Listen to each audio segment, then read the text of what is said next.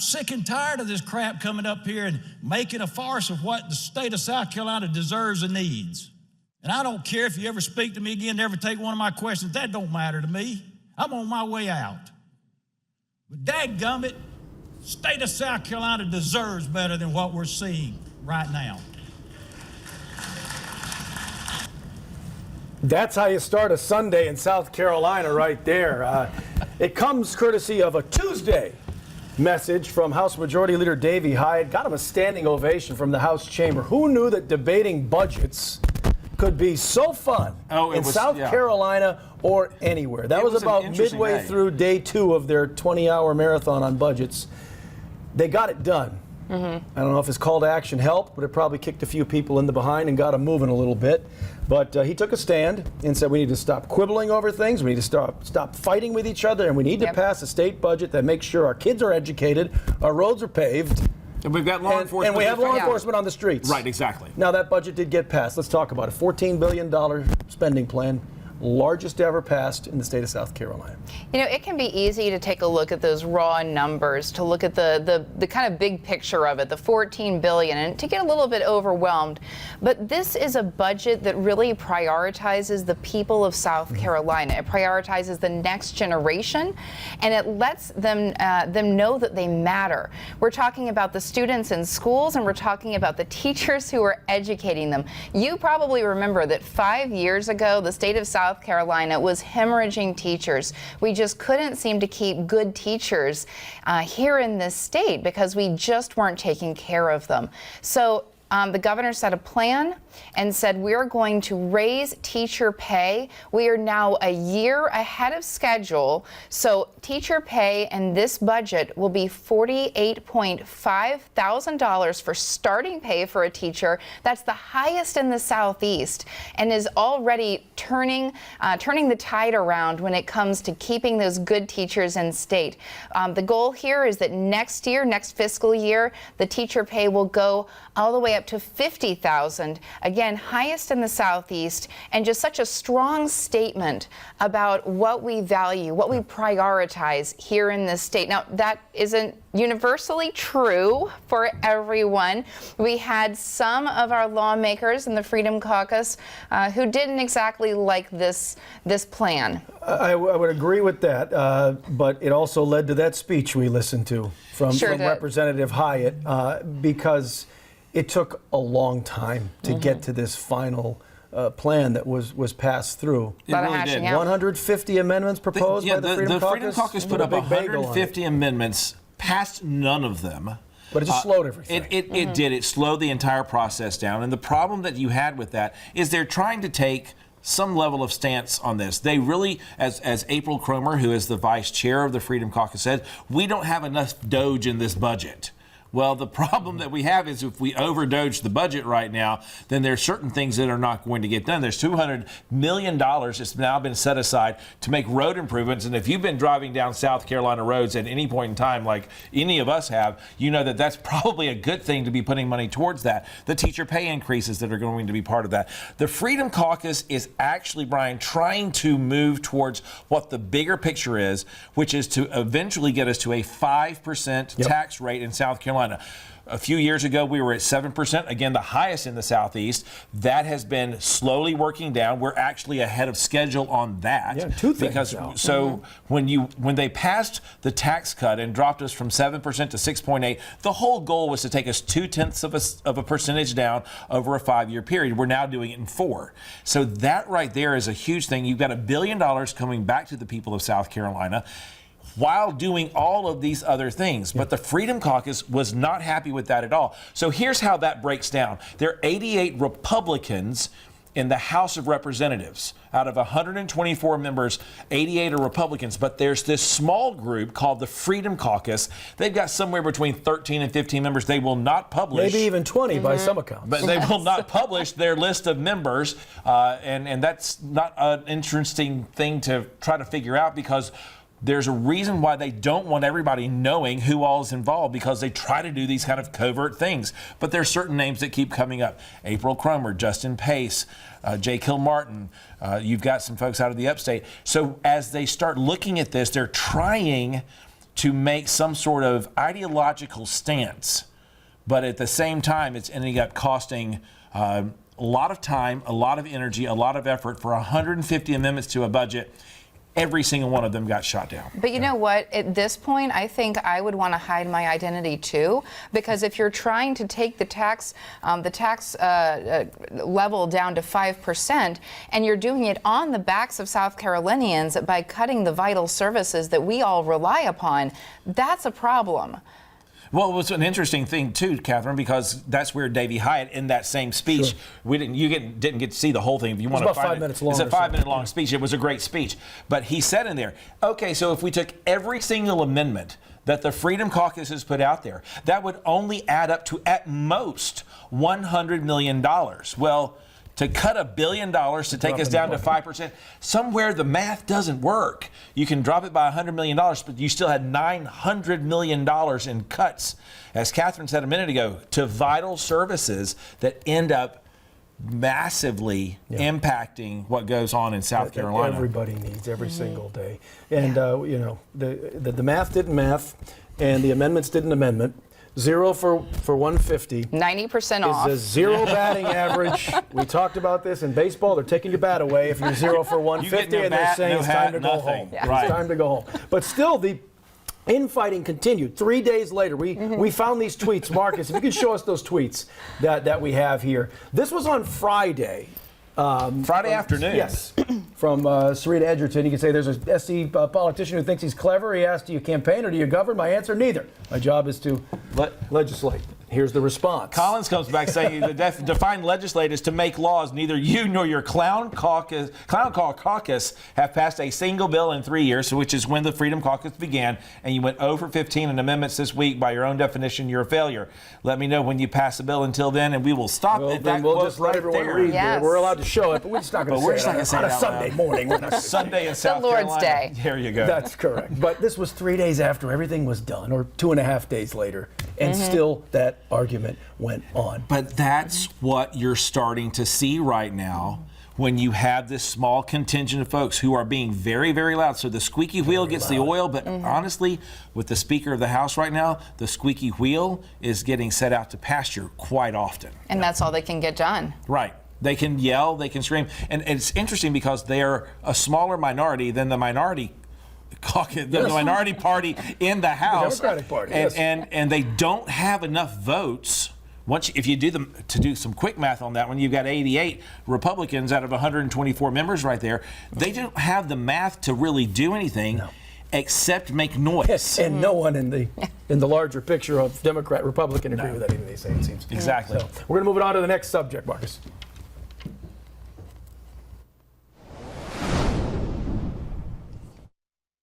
For the rest of my life, when someone Googles Brian Musgrave, this is going to be the thing that comes up. It's catastrophic. What we want is to put a period on the conversation about Brian Musgrave to try to restore his good name and reputation. When she posted that speech on Twitter, on X, it's now up to 1.8 million views.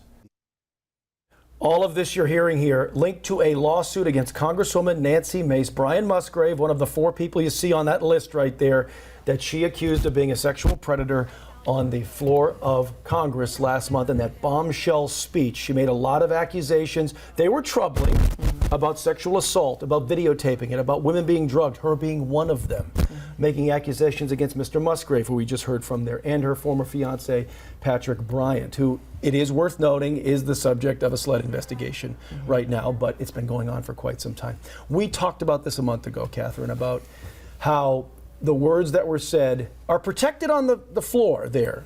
Yes. But the conversation continued onto social media, and it continued in a series of other places where they're not protected. Exactly. You predicted lawsuits in this particular case. Yeah, that is that's the first step that any lawyer worth his or her salt is going to take. When you look at everything that's gone on here, if the Congresswoman had simply made those statements on the floor of Congress, then protected. End of story. Yeah, end of story. But that isn't what happened. She gave a heads up to the news media, first of all. We got it. Then, exactly. So we picked up on that. And then began posting it, sharing it. And so it's all of this repetition. It's that heads up, and it's the repetition that's going to cause her problems when it comes to defending herself against this lawsuit, especially as we see perhaps some of these allegations not pan out. I mean, to Musgrave's point, and to his lawyers, that video has had 1.8 million views thus far. And the thing about it is this, and we talked about this when it first happened. If she had just done this speech on the floor, it would have been one thing.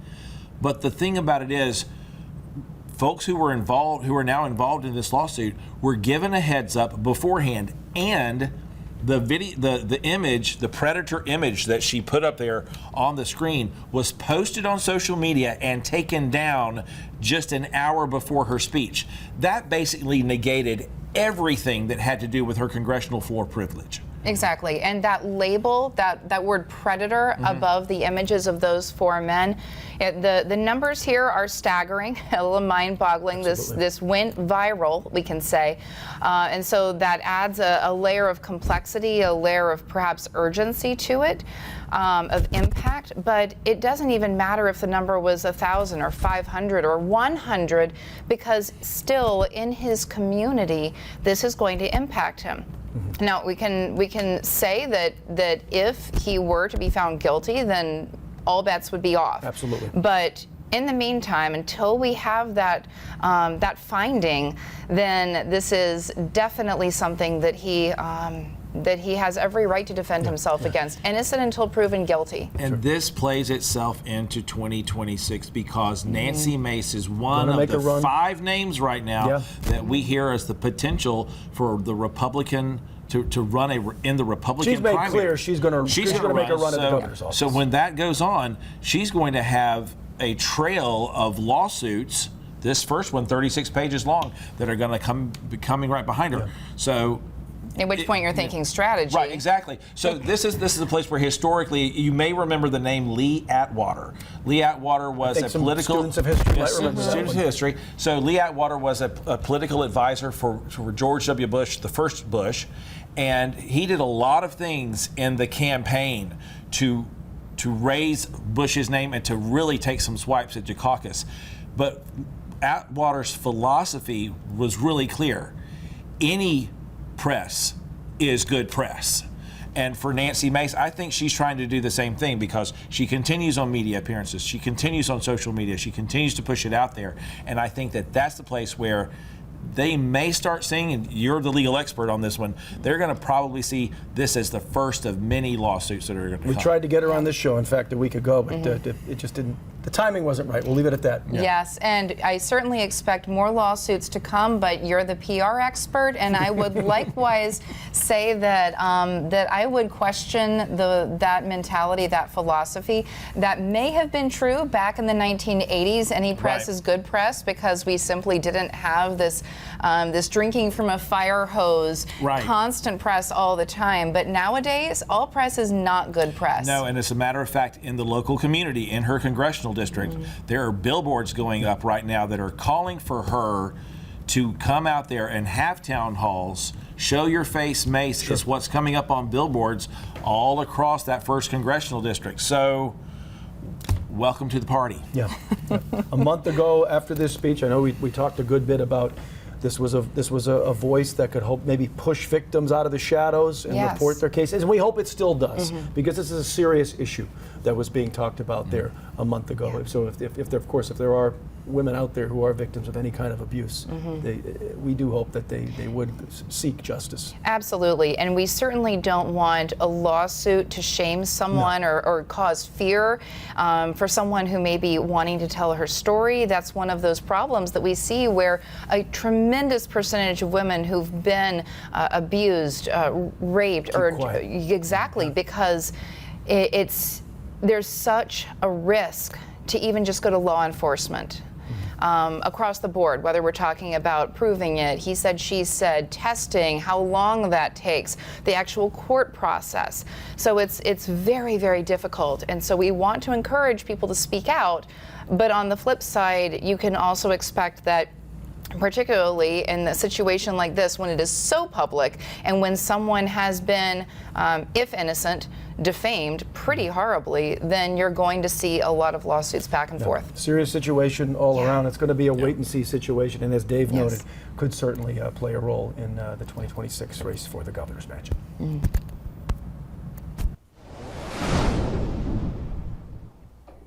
All right, shifting our focus now to the Senate and tort reform, or something to that effect, Dave. We got It's been more of like a cluster mess of something. Yeah. Right. We've had a lot of conversations over the last few weeks talking about what's going on with tort reform, with liquor liability. and why it's important to people watching. Right, because Senator Kimbrell, Republican there from Spartanburg, has taken some time from the busy legislative week, or maybe not so busy legislative week. But not productive. Been busy, but busy doesn't necessarily equal productive. That's Right. the right term that you use there, yeah. You spent the last 2 weeks now with this tort reform, liquor liability bill just going back and forth. Is there any process that you see that this moves forward in? Well, one of the things I've continually said, and I said this on the floor of the Senate pretty early on, that I'm not the senator for all nines or all state. That's the line I keep using, because that seems to be where the dig in is. You've got some folks that want to go one extreme or the other, and both of those are bad. I mean, you don't want a bill that is going to give everything to. There are good, responsible lawyers out there. There's good, responsible insurance folks out there. There are bad lawyers out there. There's bad insurance folks out there. And anybody that wants to make it all about protecting insurance at all costs or certain trial lawyers at all costs, that's a mistake. The job needs to be protecting small business owners, protecting bars and restaurants, protecting families. And that's getting lost in translation with all these attacks flying at both sides. You've got two sides that are entrenched and dug in. Most of us are trying to figure out, okay, let's find something that most all of us can live with. I've found that most deals in life are when both sides are kind of unhappy. So we need to basically figure out what the insurers need to give up some things, the trial bar needs to give up some things.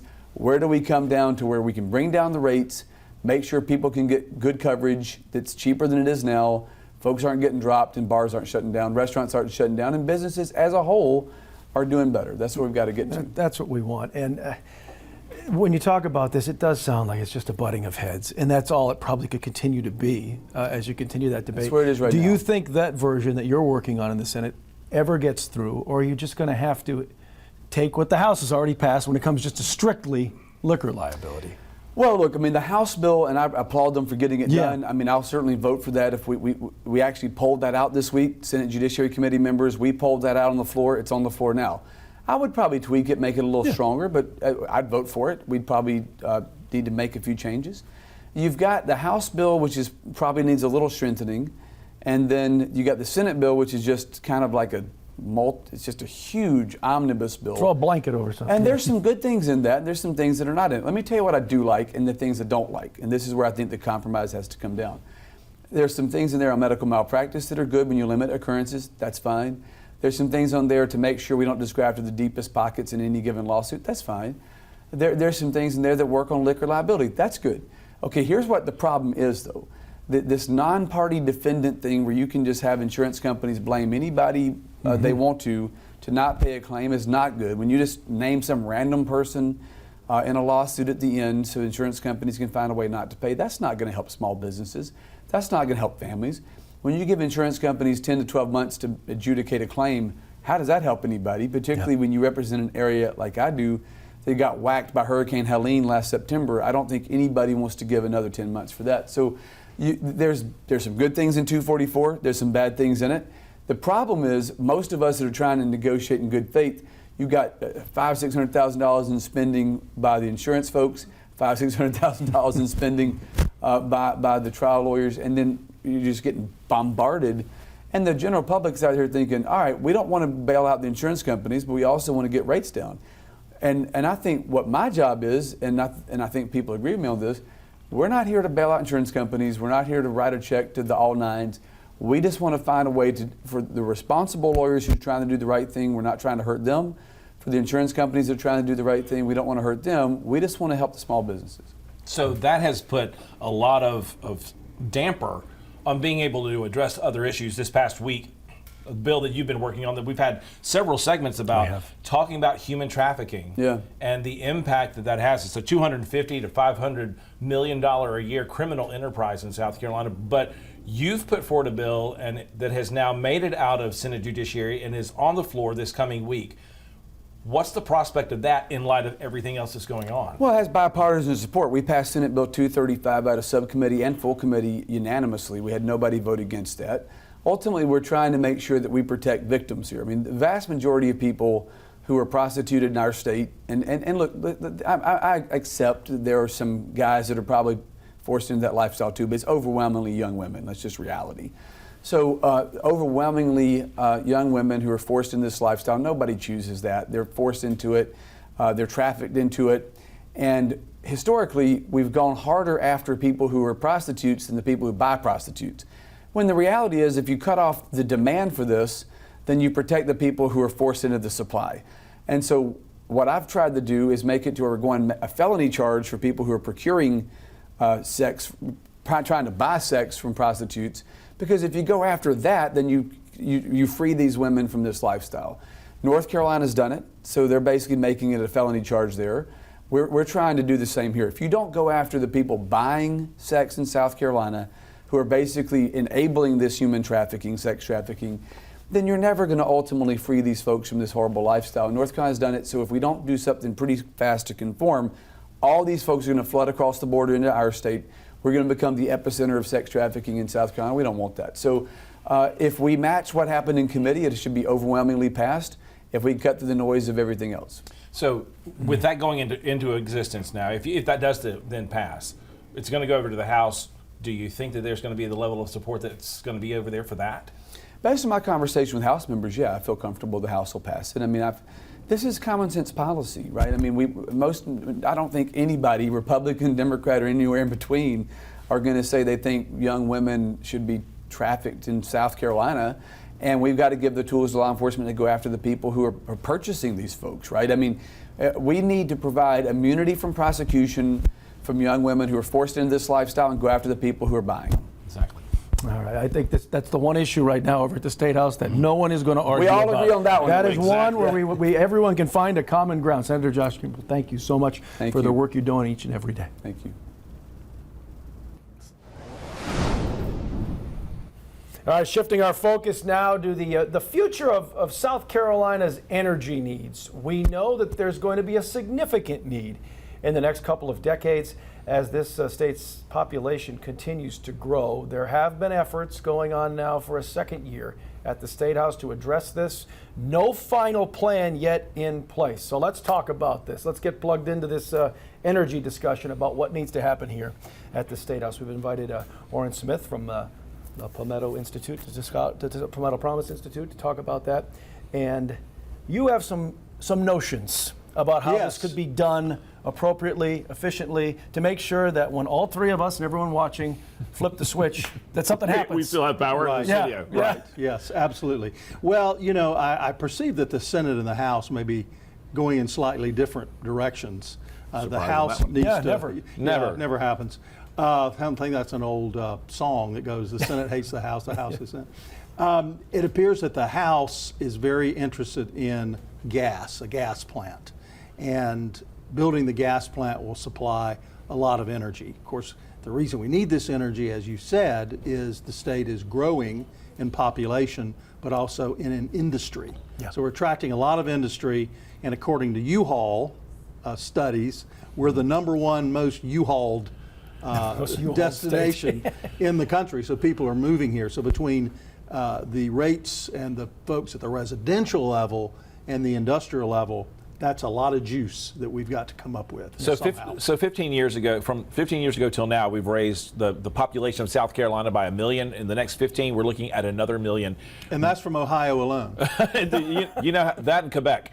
So when you look at that and you look at the industries that have come in, they're tech-heavy industries and they're manufacturing. Both of them require a lot of energy to do the things that they do. Where are we falling short? Where are we seeing that that need arising even more so. The governor talked about it in the State of the State. Yes. The governor kind of laid down the law, so to speak, and said we've got to do something about this. I mentioned the House. I think the House is very much into this idea of a very large gas generation facility. The Senate seems to want to open things up a bit more. At least some in the Senate seem to be leaning more toward market reforms, having some competition within the energy sector. market. So one of those two is most likely going to be the leader, coming out of the clubhouse. We'll see. They're going to have to find a way forward, because right now, I think the preponderance of the Senate and the preponderance of the House, one's more into competition, one's more into this more monopoly utility oriented plan. So we'll have to see how that works out. And one of our solutions isn't sitting but a few miles outside of this studio. Those 2 abandoned plants. Yes. That maybe are half done in Jenkinsville at the VC Summer site that were abandoned nearly a decade ago. We pumped billions into that as ratepayers for a job that just sits there rotting. But those half done, let's say, units, 2 of them, continue to come up in conversations. Well, it does. And I think it's reality. because it's coming up in conversation for other units that have been abandoned or taken out of service around the country. So some folks said, hey, if they can restart the one in Pennsylvania, the one in New York, if Google can do this or Meta can do that, maybe there's some opportunity here. And there was a team that went to Jenkinsville and took a look at those 2 reactors. VC Summer 1 is running as it always has been. 2 and 3 were never finished. And they did an analysis and they said 2 and 3 are not really in that bad a shape, as bad as it could have been. Sure.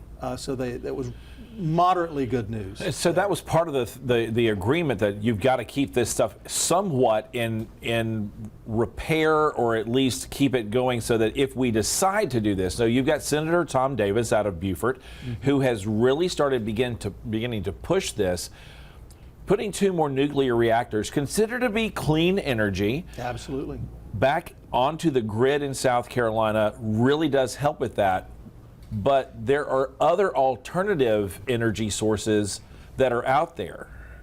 Yes, absolutely. Well, we're coming back to this market question. Do we really want to market? So if you were to picture this, we're looking at a map of the United States, and you were to see a shaded area where there's competition, where there's some kind of transmission organization where all of the utilities in that area share transmission, and you look at the Southeast and it's dead. It's a dead spot. The Southeast does not have a lot of cooperation. You only have one choice. I don't know about you, but if you look at your power bill, it doesn't say, would you like to stay with Dominion or would you like to try Duke? You don't have that kind of a choice. And some areas have retail choice as well. I'm looking at Georgia in particular, because in Georgia, if the load, which is fancy energy talk for how much you're pulling off the grid, in Georgia, if your load is a certain level, then you get to shop. You get to shop amongst all the providers in that state. And oddly enough, right here in the Midlands of South Carolina, I know a gentleman whose job is to, on the basis of these new shopping areas, he goes in and shops all of the options for them, finds them the best deal, and this is his living. He makes a living doing this. But as it is right now, though, Orrin, we have to rely upon the Public Service Commission to hear from the utilities who come in and say, well, listen, we've spent this much money. We're spending this much on what it takes to generate power, to build power plants, to buy the gas that needs to be done. It used to be coal. And so how do we have any level of understanding, and is there anything that can be done to give us a greater level of understanding of, are they being honest with us? Because we don't really get to see what's going on the inside. Well, see, this is the controversy, because if there's not competition, everyone has the 3 pieces. They have the generation, they have the transmission, and the distribution. That's how electricity gets from a plant to us, those 3 phases. And if they're vertically aligned and they have different territories that don't overlap, another great idea would be, why not, if a seller of electricity, which would be a utility, and a buyer of electricity, a consumer, what if they were to decide that they wanted to do business with one another, even though that utility might not actually be in that area if the utility is willing to bring the power to the person. I call it willing buyer, willing seller. Why would that not be a thing? So there's so many different options that we can look at for competition, and we haven't talked about energy imbalance markets yet. That's where the utilities on a voluntary basis work together to trade electricity in nearly real time, so that you always know you've got the best price, literally on a moment's notice. And we have that in some other parts of the country too. Don't have it in the Southeast. Southeast is monopoly world, unfortunately. So something else for the House and Senate to bang heads over. And they'll definitely. And they will. And they will. And they will. Because to your point, they've got two very different viewpoints about how they want to address this. I'm going to have a deeper conversation with Dr. Smith in one of our extended sessions here of Connect to the Capitol. So make sure you check that out online at watchfox.com. All right, as usual, we packed a lot into a little bit of time, but we're good at that. We're really good at that. Yes, we are. As we close things out, we want to take a quick look at what's ahead here. House lawmakers out of session after passing the budget, but still have committee meetings. They'll have committee meetings throughout the week because the work still has to go on. They have other things that are coming up beyond the budget.